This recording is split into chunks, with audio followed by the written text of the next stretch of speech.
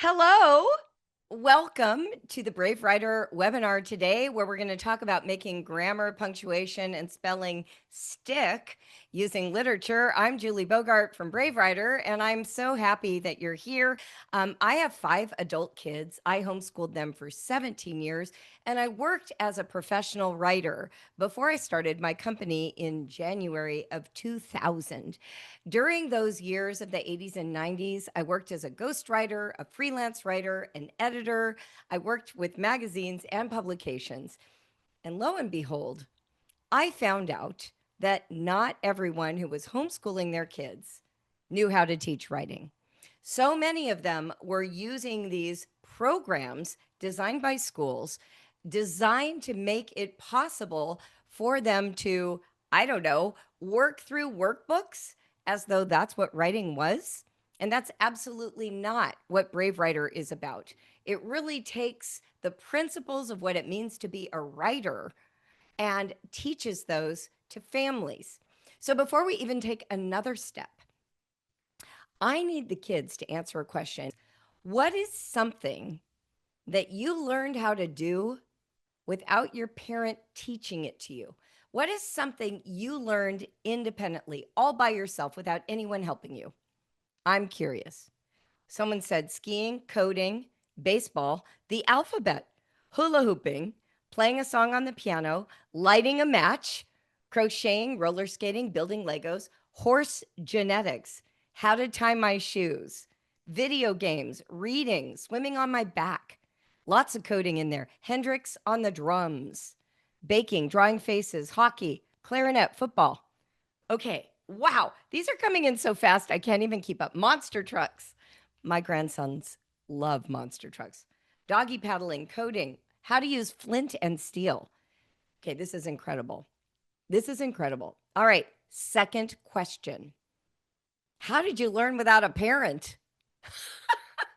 What made it possible for you to learn those things? What was it about it that made you learn them? How did you learn? What did you do to learn? I'm curious. Trial and error, messing up. I don't know. From books and friends, YouTube videos, messing around, practicing, watching videos, pictures from books, observing other kids. It was fun. That seems important. What is it about learning something that you're interested in? Did you break through the hard points? Were there moments where you were like, this is getting hard, but I'm going to keep going? I used a toy with a lace and taught myself. Yes.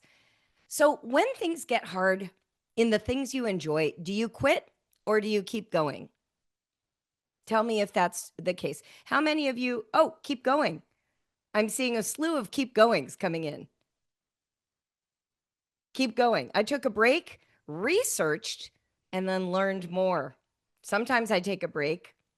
Do you ever ask for help? Are there moments where you're like, this is getting really hard. I need help from somebody. Why should I quit? Yes, people do ask for help. Keep going. Sometimes have a break, go back to it. Ate some watermelon and kept going. Phenomenal. Phenomenal. The reason I want to start here is that unless you are unaware, and I think you're probably aware of this, your parents think there are things that you have to learn that you don't think are fun, and they think they have to make you.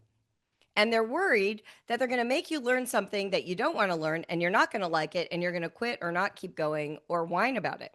And one of the things I hear all the time about teaching writing is that parents think their kids hate writing. And you know what I've found from working with thousands and thousands and thousands of kids for over 25 years? You guys actually don't hate writing. What you hate is writing instruction. How many of you know what I'm talking about? Do you enjoy expressing yourself, let's say in a text message or in a card or making a comic strip or commenting on, somebody's blog or in gaming conversations? How many of you like to put comments, like you're playing a game online and you like to chat with other people while you're doing it? How many of you like that? And you type those comments? Yeah. What are some of the ways that you show that you like writing? I'm curious. And it's okay if you say you don't like writing. You don't have to like writing. But if you're a person who likes writing, what do you like doing in writing? What kind? You like talking? I can talk, but I can't write fast enough. Copy work, comic strips, texting my friends, writing a novel, making up poems, song lyrics, writing stories. I like coming up with complicated stories and timelines, graphic novels, role playing games. Oh, yeah, those are great for writing. I hope parents are reading the chat right now. Free writing made the cut. I love seeing that. I practice cursive. I make books. I make up games. Okay, this is amazing. When we're writing about myself, oh, that's probably my favorite. As a dedicated journaler and diary keeper, oh, yeah, I love memoir. I love writing about me. Someone wrote a breakfast menu this morning. Come on. Come on. You guys are amazing. And if you like reading, don't you notice that there's a certain moment where you kind of want to try your hand at it? You kind of want to try writing a little bit? Yeah. Yeah, yeah. Okay. So, first of all, I just want to point out to the adults in this webinar that your kids don't hate writing, that they're really good at teaching themselves things when they're motivated, and that they'll even work through challenges if they like what they're doing. Here's one of the funniest questions I get, and I bet the kids in the room are going to laugh when they hear this. I have parents ask me, how can I get my child to do what I want them to do when they hate it? That's a really common question for parents who are trying to educate their kids. And my hunch is kids are over there going, well, I'll learn anything if I like it. So the real question is, how do we bring like the education the parent values that they know you need to know before you grow up and go to college or get married or have a job, and your motivation to engage in the topic because it's either interesting, fun, means something personal to you, helps you achieve a goal that you value. How do we bring those together? That's what we're going to talk about today. And so before we even get started, I need your help. Kids, here is your first assignment. I want you to go away from this webinar window and run around the house looking for one thing: a book you enjoyed reading. Either you read it or it was read to you. It's fine if it was a read aloud. Go find a favorite book, and then I want you to come back. So go now, just take off. And if there are 4 kids, that means 4 books. So just go get a book that is important to you. And then I will tell you what we're going to do with it once you come back. Did you go? Okay, good. All right, so parents. Oh, yeah, I should have done confetti. I just vacuumed. But I can get the confetti out. I did not. That's a book reveal thing that I typically do. I love that you asked though. So maybe we will end with confetti as a viewer request. Okay. So parents, here's what I want us to talk about while they are running and getting their books. What if you recast what home education looked like in your home? We will, once you've got your books, I will have you add them to the chat, but hold off on that just for a moment. I keep meeting all these wonderful parents who work full and part-time, and they have this vision of what education ought to be. They're like, I don't want my kids in public school. I know that's not the learning I want. What I want is nature and organic learning, and kids to be motivated, and for the environment to be homey, and for the learning to kind of be tailor-made and at the pace of the child. But I am so busy. I have so much going on. I've got jobs, or I've got other kids, or I'm, volunteering somewhere. And I also don't quite have the confidence to know that I'm delivering the education my kids deserve. So what I'm really looking for is like a cluster of adults, like a hybrid school or a charter school or a tiny micro school or a private school or a co-op or a cooperative learning or a forest school or a Montessori school. Like, parents are looking for a way to reduce the scale of the burden on them so that their kids will learn the way that they envision. And so what I'm noticing happen is parents are then shopping for a kind of program that will do that job on their behalf. And then what happens, because I hear from these parents, they do it for a little while, but the kids start to wither, and the parents are not quite sure if that program is working anymore, and they still feel a little bit nervous, like a little bit like, how can I do this? Can I bring the kind of education that I was hoping for my kids? And so the thing that I'm wanting to talk about with you today is that I want you to have the experience of being there when the lights go on for your kids. Like, there's a little part of me that's pulling my hair out when people don't understand that you can actually teach all the things your kids want to know through relationship with you.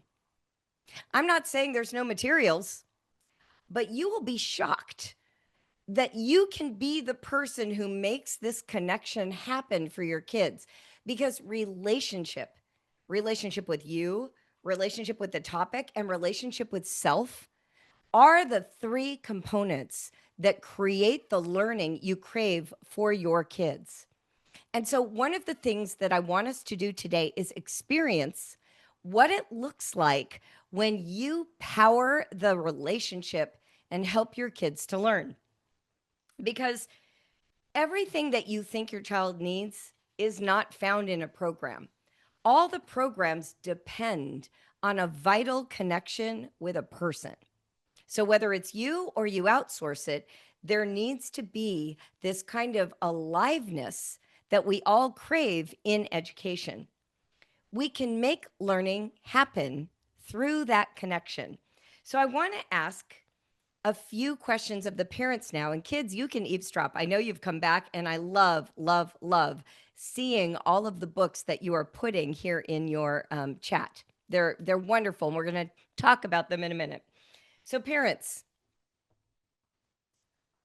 who taught your child to eat using utensils? Was it a curriculum? Who taught your child to buckle and unbuckle their seatbelts in their car seats? Who taught your child how to brush their teeth, including the molars in the back? Who taught your child the entire English language, flawless, without an accent, perfect conjugations? Who taught your kids to put on clothes, to tie their shoes, to open a phone, use the camera? Who taught your child how to be polite to grandma? You all did these, and you did them without a program, and you did them without putting them in school, and you did them without tracking their progress. You had a connection with your child. And my hunch is you did it in the bits and pieces of the day. How long does it take to teach a child to brush their teeth? Well, it takes 2 and 3 minute lessons every day for quite a while. And then one day the child's taken that brush out of your hand, and they're doing it. Yeah, 7 years, exactly. But in 2 to 3 minute bursts. What about being polite to grandma? We do it in 2 to 3 minute bursts. We don't sit them down and work them through a workbook. We're like, hey, grandma's coming over. She brought you a birthday present. Be sure to say thank you. And then when grandma gives the gift and the child says nothing, we're like, hey, honey, what do you say to grandma? And then your 3-year-old is like, I don't know. And then you say thank you, grandma. And then your 3-year-old says, thank you, grandma. At 4, you don't have to make them imitate you. By then, they're like, oh, yeah, thank you, grandma. By 10, they're like, grandma, thank you. 2-minute drills, 2 minutes of instruction over time, repeated over time, teaches your child the very things that you value the most until they become automatic and internalized. Did you know that your kids can learn everything this way? I am not kidding you. Conversations about history, they can happen at dinner. Discussions about verbs, those can happen in 2 minutes. What we like to call a quick dip. You know, everybody in homeschooling is all about the deep dive. In Brave Writer, we're about the quick dip. You dive in, you say it, you get out. You cool off. Why? Because it's the consistent dripping of information over time in little bursts that creates the meaning your kids need. We don't need to drown them in an hour of workbooks to learn how to use a comma. We can do it a little bit at a time each day over time in these bursts. And I want to remind you, some of you may not know this, there is research that has measured the attention spans in children. And here's what they've concluded: kids can sustain focused attention for the number of minutes that their age plus 1 minute equals. So if you've got a 6-year-old, that's 7 good minutes you can get. If you've got a 10-year-old, that's 11 good minutes you can get. So this notion that we're supposed to be doing an hour of grammar every day is for the birds. All it does is dull the appetite to learn. It keeps your kids from wanting to push through what's challenging to get to the good stuff, because it all becomes challenging. And they just told you that they're willing to work through hard stuff if they value it. Wow. How about that? So we're over here force feeding all this information, making it dull and long. And then we're wondering why our kids are like, yeah, I don't care about grammar, when grammar could actually be interesting enough to do a quick dip multiple times in a week, and suddenly they just know it. My daughter, who is 35, is home right now visiting with her husband and grandson. And we were talking about copywork and dictation from when she grew up. And she said, you know, Mom, what's weird? I don't remember learning any punctuation. It was like I learned it the same way I learned to speak. The exposure and the repetition taught it to me. And I said, exactly. It's immersion, quick conversations, moments of changing and correction, issuing some challenges, making it personal. And suddenly it's like, yep, I know punctuation the way I know my native language. Isn't that incredible? Incredible. So I want to play a game now. Your kids brought in all these books, and I'm just going to go back now because they were all telling me the books as they brought them in, and feel free to contribute yours now. We've got Bob and Glitch and the Wild Robot, Out of My Mind, the Minecraft chapter book, Sherlock Holmes and Jane Austen, Bridge to Terabithia, Coyote Sunrise, Mr. Lemoncello books, Heartwood Hotel. I mean, these are incredible, right? The Wing Feather series, Gregor, the Overlanders, Seekers of the Fox. Incredible books, incredible books. So right now we're going to do a lesson exactly how I did them in my family. And I'm going to do them with your kids with whatever book they picked. I picked The Tale of Despero, which is our first book in the, I believe, Arrow level for August. So here's what I need you to do. And I'm going to lead the way. Grab the book that you have if you're a child, and I want you to close your eyes and go like this. Okay? I want you to just like fan it open with your eyes closed. And then you're going to go like this. You're going to fan it open, and you're going to get this one finger, and you're going to swirl it around, and boom, land it on the page. Okay? Is everyone doing that right now? Land it on the page. Now, I did this earlier, and I marked my page because I want to be able to talk about it. So I've got mine right here. So you fan it open, you close your eyes, you swirl your finger around, and boom, wherever it lands.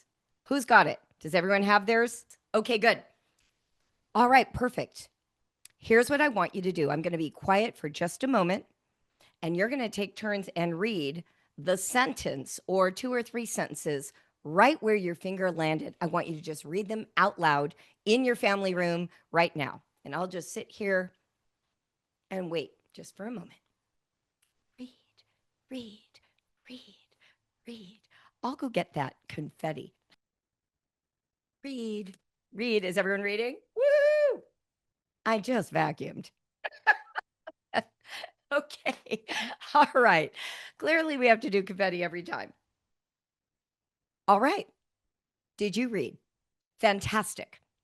I am going to read you the passages that I found. But before I do, please tell me in the chat, are any of the passages you read instantly interesting to you? Yes. Are some of you surprised at the one that you landed on, especially if it's a book you read? Are any of the passages ones? Yes, somebody said no. Thank you for being honest. If you did not like the passage you landed on, there is this thing in my world called a do-over. You can do it again. You can take the book and go, that was a dumb passage. Fan it back out. spin your finger, boom, land on another passage. Can you do that? Cool. Cool. Okay, here is the point. I want you to find a random passage, even if it's one you don't like. And by the way, I'm just going to tell you right now, if it's a passage you don't like, that's a level up challenge. You all told me you like challenges. So if you want to be the more sophisticated of the crowd here, just go with the passage you hated. And let's see what we can do in a level up. All right? You ready? Okay. So you've got your passage. I'm going to read you mine because I don't have anyone in the room with me to read it to. So here's mine. The party, as I have noted, was loud. The minstrels were strumming and singing. The people were laughing and eating. The man with the jingle cap was juggling and jingling. Not one, in the midst of all this merriment, heard the P. No one except for Roscuro. Rat. He had never before been aware of what an ugly word it was. Okay, so that is the passage my little magic finger found randomly when I did this earlier today. So here's what we're going to do. You've read a passage, I've read a passage. Let's do a quick dip and ask questions of this passage. Now, let me just tell you right now, any passage, whether it is a social media caption, a billboard when you're driving down the road, a passage in a book, a passage in a nonfiction book, a text message from your cousin, any passage can be asked these questions. And the reason I'm pointing that out, that it can be any, is that if you don't like the ones I pick, whether they're the ones in our program or ones that your mother picks, you can say, you know what, I want to do this, but I'm picking my own passage, Mom. I'm doing that. Because here's the thing, language is living. It doesn't matter if it's a great author or your brother. Language has a way of speaking to us when we engage with it. Okay? So let me read you some questions. And I want you to break into out loud conversation in your living rooms right now. So the first thing I want to ask you is, notice the words in the passage you just read. Which ones popped out for you? For instance, you might have thought something like, oh, I know that character because we read this book. Or, I forgot this part of the story. Or, there might be a funny word in the middle of it, something that's hard to say or that you didn't remember. Or maybe there's a really long word. Or maybe you're reading a word and you suddenly realize you don't know how to pronounce it. Or maybe when you were reading that, you suddenly noticed that certain words sounded beautiful, or they sounded alike, or maybe they started with the same sound or included the same sound in the middle. Tell me something you noticed about that passage in the chat. What did you notice? What words popped when you read it? Creepy, punishment, gruff. It was a lot of dialogue. Earnest. It was funny. Absurd. Look at these quality words. To use. Oh my gosh. Wow, these are coming fast now. I remember the whole scene. The year 1949, a computer. My child loved seeing the word chicken pot pie. I know, that's a great word. Trudged. Amphore. I don't even know what that word means. We just got our first word that I don't know what it means. If you want to look that up and educate me, I would love that. Barest, jewelry, boring. Words like comet, trucks. It had a lot of numbers. Coffered ceiling. Again, does anyone here know what a coffered ceiling is? I would Google that and I'd put it in images so that I could see it. What else have we got? Courage, catastrophic. Oh, big word. Twin baby goats and the black and white cows. Oh my goodness. Something is a type of drinking vessel. I think that's the word that I said, the amphore. Chandelier. By the way, is it just me? For all my childhood, I thought chandelier was spelled with an SH until I took French. Isn't that amazing? There you go. Amphorae, ancient storage vessels with two handles, a large oval body, and a narrow neck. We have all grown in the last moment just because of that word. Spoiled till salt won't save him. Wow. There is a great analogy, a great metaphor. 6 A's, 6 words with A's. Okay, that is incredible. I want to tell you a couple things I noticed in my passage. For instance, in my passage, there were these words, strumming singing, laughing, eating, juggling, jingling. What are all those words? Does anybody know? And by the way, random passage. I did not strategically select this passage. Yeah, they're kinds of verbs. There are specific kinds of verbs, and they sound similar because of that ing. So they create a little bit of musicality. And someone said even onomatopoeia, because the word strum is onomatopoeia. The question was, what is in common about strumming, singing, laughing, eating, juggling, and jingling? That's right, the INGs. What else do you notice? For me, I noticed that strumming and singing start with that S sound. And I noticed that juggling and jingling start with J. Both have the J sound, but they also have the G sound in the middle, which is what we call consonants. That's where the consonant sound is inside the word, not at the start of the word. But here's what's incredible. Yes, and big jerky movements. Perfect. Here's the thing that I want you to know. You might not know what a literary device is, but you 100% can identify what's interesting about writing without knowing the names. You can literally sit down and look at the passage. You can even ask your kids questions like, what's the longest word? What's the shortest word? What's the difference between the long and the short word? This does so much more than saying, okay, we're going to look at articles. They tend to be the shortest words in the English language. And now you're going to fill in the blanks on this worksheet, which is just basically saying to your kids, I'm going to dump information into your brain. And now you got to prove that you weren't ignoring me by putting it on paper. I mean, come on. I don't want that. Yes, I want to be engaged. And I think you do too. So we've already discussed now that we have these verbs that all end in ing. There's a word in here in my version that is in what we would call, I don't know if you can see it, italics. It's where the print face of the word goes like this. It shifts. Instead of being straight up and down, it like Leaning Tower of Pisa, right? It moves.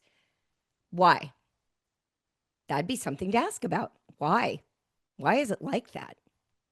What does that mean?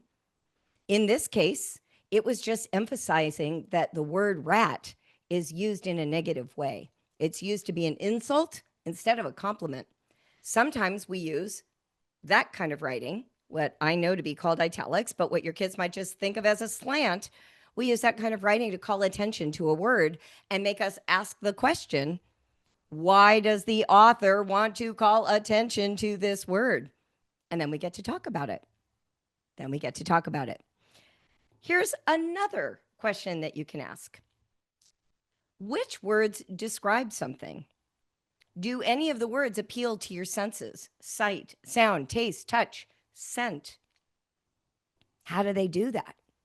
In this case, the onomatopoeia of strumming and jingling, those both have a sound quality.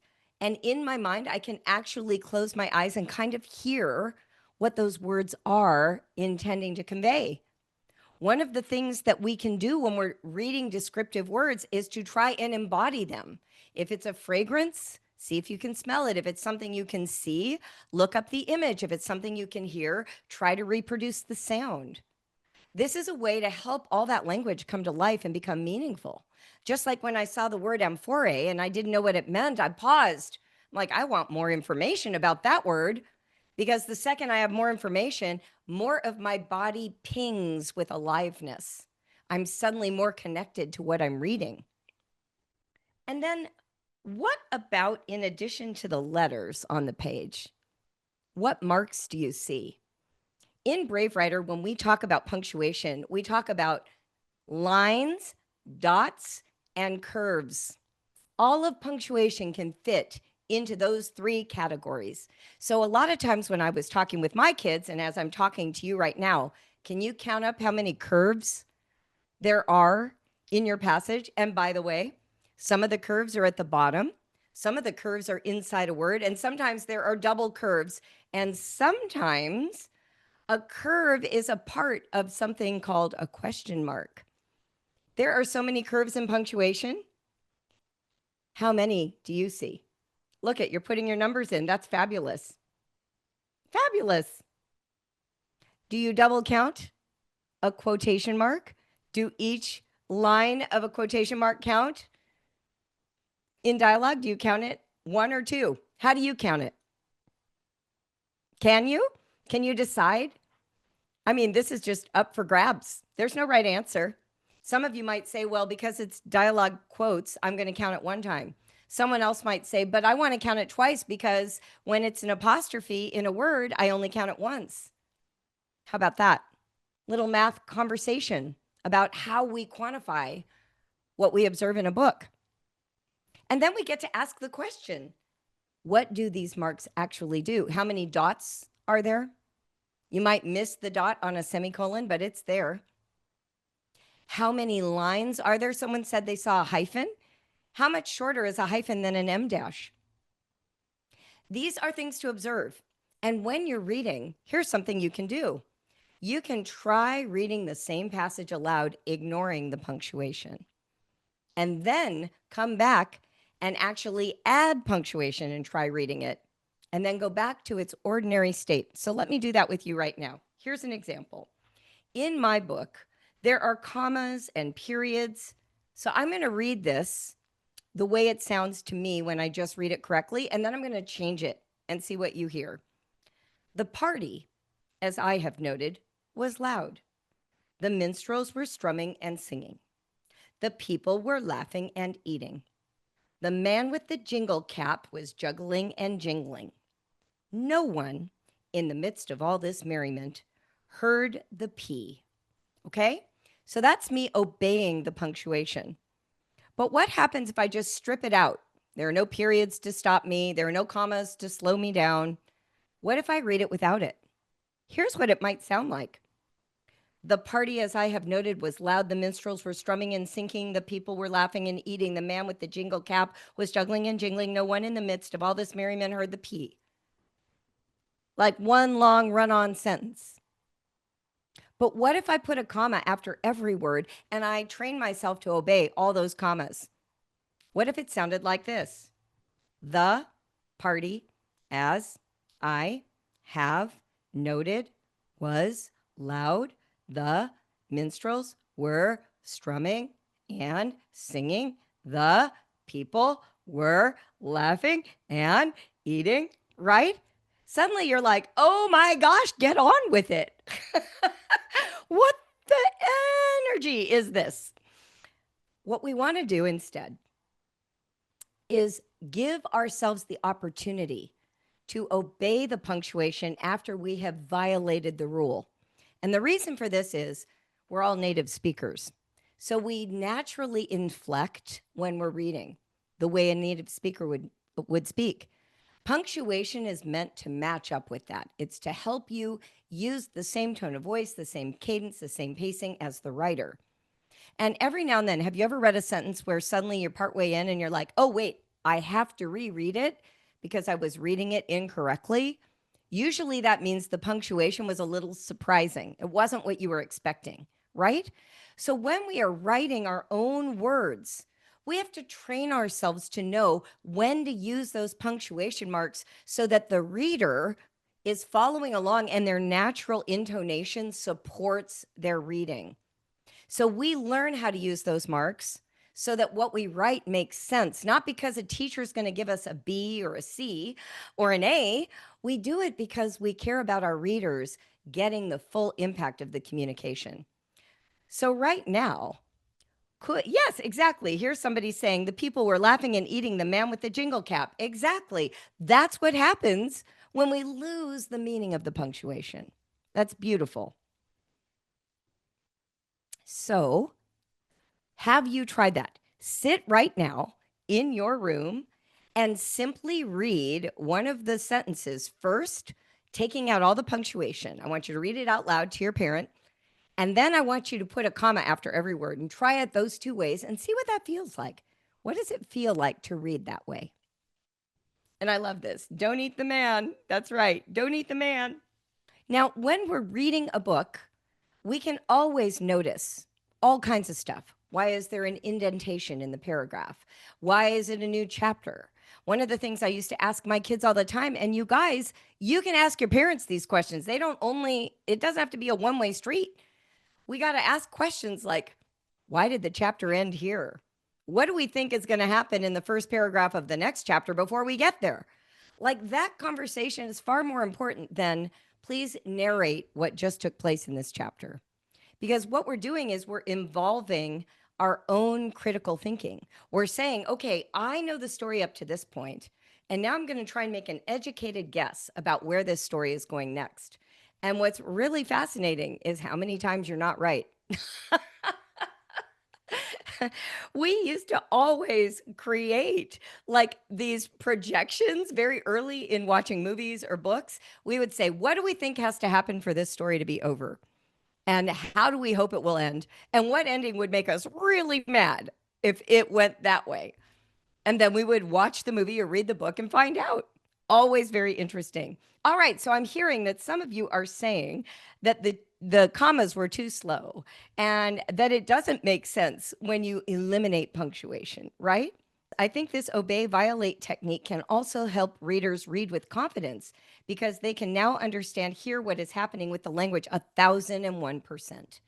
So often we're teaching things like they're not related to meaning and experience. We're like, what are the rules for commas? Instead of what is the experience of a comma? Those are two different things, right? Not how do I use a period, but what happens when I use a period versus an exclamation point versus a semicolon versus a question mark? How does the inflection change? Here's something really interesting. You might try sometime writing a whole paragraph, having your kid put question marks at the end of every sentence, and you might actually discover a powerful change in the meaning of that paragraph if you keep one of those sentences as a question. We are so unwilling to explore like your kids with Legos and coding and gardening and all the things they told me they learned on their own. We're so busy over here telling them how to build the house perfectly, we forget about all the learning that comes with trial and error and experimentation, and also how much creativity is released when we treat the human language like what it is, just a set of building blocks called vocabulary, right? That is, oh, I see someone playing with numbers. You know, one of the things that you can do is actually play with numbers in writing. You can move the comma around and see what happens, see what fits the narrative you're trying to tell. If every time you read a book, you take one passage and do what we call a quick dip, just a quick dip, 2 minutes where you either decide to look at punctuation or maybe a spelling word. I was noticing when I read mine, the word merriment stopped me for a moment. I was like, merriment, kind of tricky. Like, how many R's? Do we use an I or a Y? Is it MENT or MINT? Like, circle those words that sort of stop you. It took me a decade to learn camaraderie as an adult because I always started at COM and it never came up on spell check. One day I was reading a book and discovered that it's spelled CAMAR, and I was like mind blown. And because I'd been kind of weirdly curious about it for a decade, I remembered going forward. So keep a little list of your own of words you're kind of curious about that are kind of spelling struggles for you, and be on the lookout to learn it because you can, because you want to, because it's interesting, not because you might get it wrong on a test. So some of the questions that you can ask, we have put in our guidelines to our programs, like the dart, the arrow, the boomerang. Here's an example of the arrow guidelines. And we wrote a little section called Stuff to Ask Any Passage. And here is an example of a question that questions you can ask any passage in any book or on any billboard. Are you ready? All right. What do you notice about this passage? And it can be anything. It might even be, wow, this book is a really old book in the library and it doesn't look like a computer printed it. It looks typeset. Or the color of the page is kind of yellowed. Like you can comment on anything. There's no right answers here. You are commenting on the passage, on the paper, on the book, on what you see. Secondly, ask the question, what's this doing here? This word, this mark, this indentation, this paragraph change, this italicized word, this lowercase section where they never used any capital letters. Ask, what's it doing here? Then make some good guesses, have a debate, have a conversation. How about this one? What happens if we take this punctuation mark out and then read it aloud? What is the mood this passage conveys? Such a great question. And I want you to do that right now. Tell your family the passage that you read. What kind of mood does it convey? I think mine is sort of giving a party atmosphere that is tinged with the realization of exclusion. Like, so kind of a souring party atmosphere. But you could say that your passage includes something that's cozy or scary or nostalgic. What mood? Excitement, sad. What other moods are you detecting from a random passage? Seriousness, fear. I mean, isn't that incredible? Fun, anger, worried, humor, playfulness, facts, coziness. I mean, isn't it incredible the range when we just picked random passages just out of the clear blue sky? Ominous, guilt. Wow, these are great words. Urgent, surprised. The next question to ask yourself is, how did the writer achieve that mood for you? What told you that it was those things? What word choices? What connections to the previous part of the story? What dialogue? Figure out what the writer was doing. You know, they're working their craft behind the scenes to entice you to keep reading. Okay, the next thing you can ask any passage is, do you recognize any literary devices? For instance, you might notice alliteration, like I talked about earlier, or the repetition of a vowel sound in words, like the words quick, dip, both have the I sound in the middle. That's called assonance. And here's the good news. If you don't know literary devices, dun, da, da, Brave Writer gives you the shortcuts. That is what our program is. It is literally fodder for having these conversations with knowledge in your toolkit for the specific books you're reading so that you do not have to figure this out alone. We've done that work for you. But what you get to do is investigate together, kids and parents, and use our materials as a reference to deepen and broaden what you're getting from those passages. And then finally, you can ask a question like, can you identify any parts of speech? And you guys did that so beautifully for me. You found verbs right away. If you spent some time discussing pronouns that week, you might give your kids a photocopied picture of the passage from the book or from the dart or the arrow or the boomerang and hand them highlighters and say, highlight all the pronouns and then let's talk about them. Because you are being detectives, you are literary sleuths trying to uncover what the author had in mind when they put all these words on the page. That's why we learn grammar. We're not learning it because somebody said you had to. We're learning it because we want to get to the inner workings of how language creates worlds, creates emotion, creates values, creates adventure and stories that we can never forget. So when we are looking at the books, our team is investigating them with you in mind, and we create activities to help that happen. One of our programs that I really want to feature today, because we haven't talked about it very much, is the Quill. And our very first issue of the Quill was for wordless picture books. So think about that. No words in the book, just images. And one of the first activities we do is called Anatomy of the Book. We are looking at how does a book create the impact on a reader. And so we start with the cover and we ask you to notice what's on the cover. Why is it there? What mood does it create? Do you like looking at it? Why or why not? What do you see? Make sure you peek in the corners. Sometimes artists tuck things away, and it takes a steady studying to observe what's there. Does the art on the back tell you anything? Is there a picture on the inside cover of the author? What does that tell you? What's missing? You know the title. What isn't on the cover that you might have expected given that title?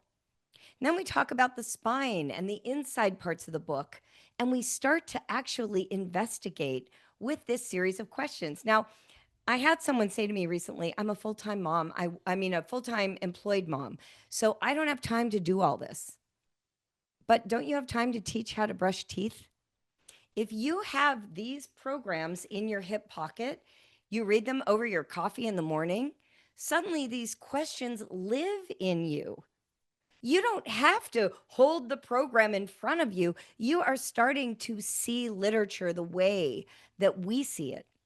And we are giving you the shortcuts like here's a passage, notice the opening hook, notice the way the verbs are laid out, notice this alliteration.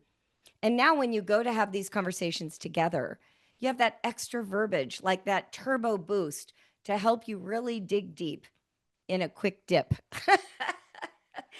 It shouldn't take you more than 5 minute, 10-minute conversations maximum. Because here's the thing, and I hope the kids are all still listening. Your insights are so fresh. When you read a book, you see it in a way that an adult does not. I'm not that interested in what I have to say about the book. I'm interested in what you have to say. I want to know how the writer achieved their goals with you, since they wrote these books for you. They didn't write them for me. They wrote this for kids. And so, as a parent, I'm interested to see, well, what jumped off the page at my kid? Now, do we need to do this with every paragraph? Absolutely not. So, we do these quick dips. Sometimes you focus on something like pronouns. Sometimes you focus on something like exclamation points. Another time we talk about alliteration. And we give you activities to do that go with the passages to help amplify and explain those concepts. But here's what you're going to find. Your kids are going to know things because they know them, not because you told them they needed to learn them. And those are very different experiences.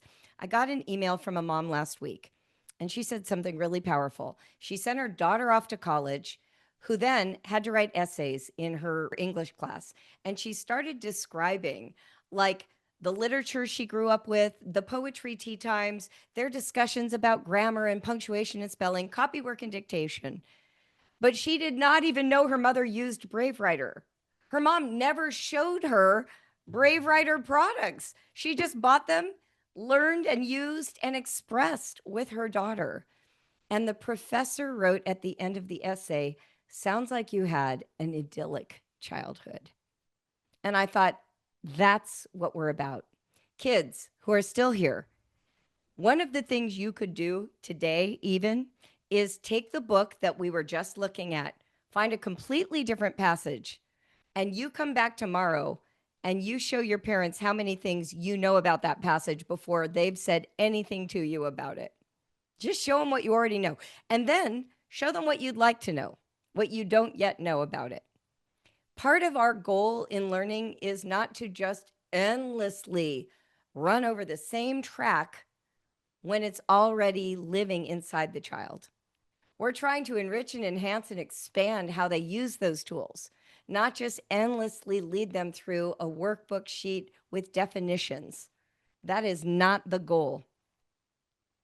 Yeah, I love this. Books are as necessary and important as basic hygiene. And here's the thing. You can have these conversations at lunch or dinner or at the bedside bed when you're getting ready, while you're brushing teeth, in the car on the way to the dentist. These conversations don't need a kitchen table. I was scrolling through Instagram this morning and there were all these people showing their workbooks for next year, and I literally felt myself power down. I was feeling for your kids. It's not to say that there is no use for workbooks. I had a daughter who always wanted a spelling book because she loved the challenge of them, but I had 4 kids who never wanted a spelling book, right? Like, let's be clear.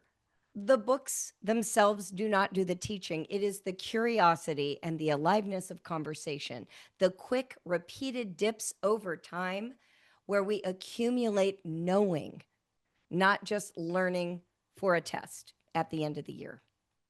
All the conversations count. They create a family culture of learning. Thank you, Dawn. That is absolutely right.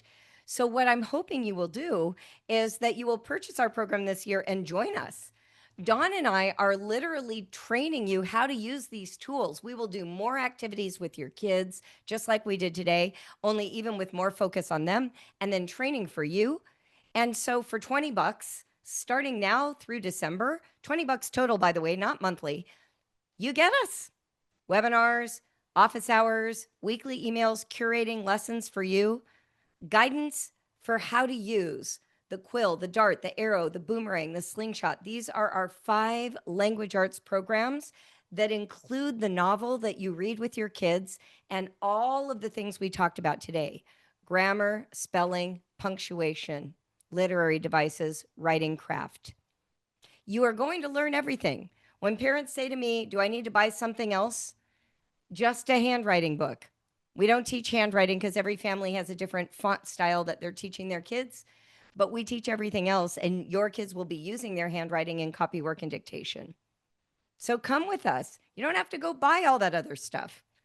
You can literally have daily quick dips and find that your kids are growing and learning. The most interesting thing I hear from parents who've used Brave Writer, and they all say it to me: we were going along 6 months after I talked about alliteration, and my daughter walks into the room and says, Mom, look, there's alliteration in this book I'm reading. Or they're going along and their kid is suddenly writing and they're like, well, I learned how to do an opening hook from the book we read last year. Like, it's going in. The fruit comes out because they know it, not because they had to do it right for you.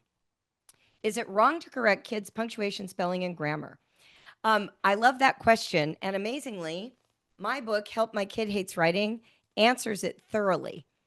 We want to grow their mechanical skills through copywork and dictation using someone else's writing. And in their original writing that comes from their own minds, we give them full freedom to self-express, not worrying about any of that in the early draft. At the very end, I teach you a method where your kids actually clean up their own mechanics that's super effective. So Help My Kid Hates Writing is going to be our summer reading book of the summer for everyone in Brave Writer. So get a copy now, and we will work through this together, and you will be so prepared to use our program. You will love it. You will love it. I promise you, it's going to change your life.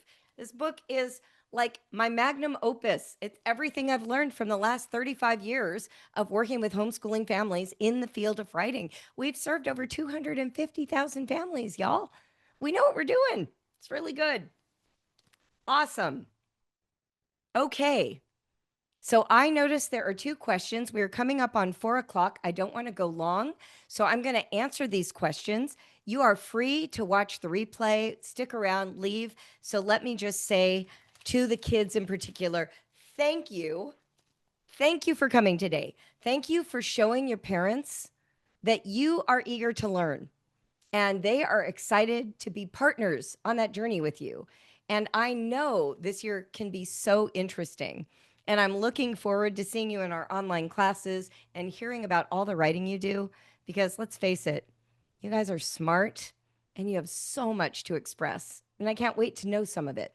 So I look forward to seeing you. We're going to do these kid webinars starting in August, and we're going to do actual writing activities together. So I hope I see you then.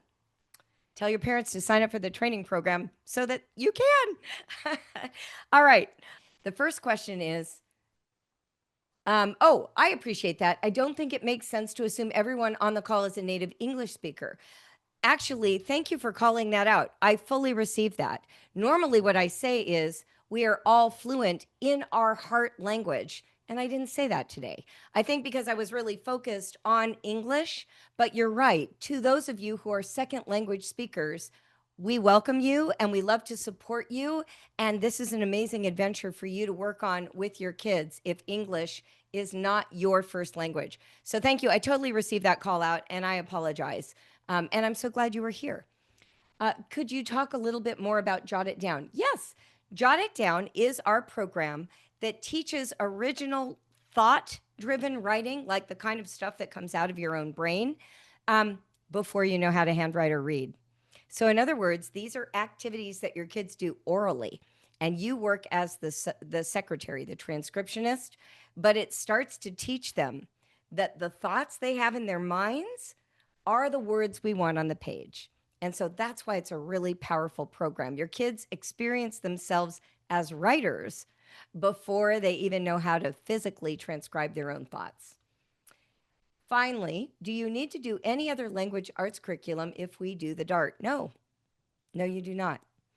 In Brave Writer, we have a bundle that is called the Emerging Writers Bundle, and there are bundles at each level. And this one would be the one with the DART. And it includes my writing program called Growing Brave Writers, which is the lesson plans for how to teach original writing. It has all the issues of the DART. And then it has our program called Partnership Writing, which are the writing assignments. So think of it like a three-legged stool. You have literature and mechanics on one leg. Then you have how to generate thoughts and put them in writing, original writing. And then you have the writing assignments, and those combine the ability to transcribe and think originally, right? So those three go together, and that's the bundle that would give you a complete language arts program. You do not need to purchase outside Brave Writer if that's what the question was.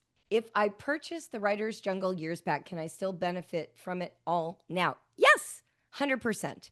Now, the Writer's Jungle, obviously, I stand by my work. We had it for, 20 years. It's a fabulous program. Growing Brave Writers is updated. It has more in it because I learned so much since then. And it's formatted in a way that parents have told us is much easier to use. But I stand by everything in the Writer's Jungle. It will absolutely teach your kids how to write. Okay, I think that is all the questions in the Q&A. I want to take a look. We do have online writing classes as well, and our summer session is currently registering. So if you're looking for something 3 to 6 weeks long and you want to participate in writing when it's excluded from all the other school subjects, summer is a fantastic time to do that. Okay, go enjoy the swimming pool. It is time for summer. I'm so glad that you are all here. The child webinars will be hosted inside Brave Learner Home and available to anyone who is in the Brave Writer training. And I look forward to getting to know you all. I hope I'll see you next week at the next Brave Writer June Writing Workshop training. See you then. Bye, everybody. Thank you.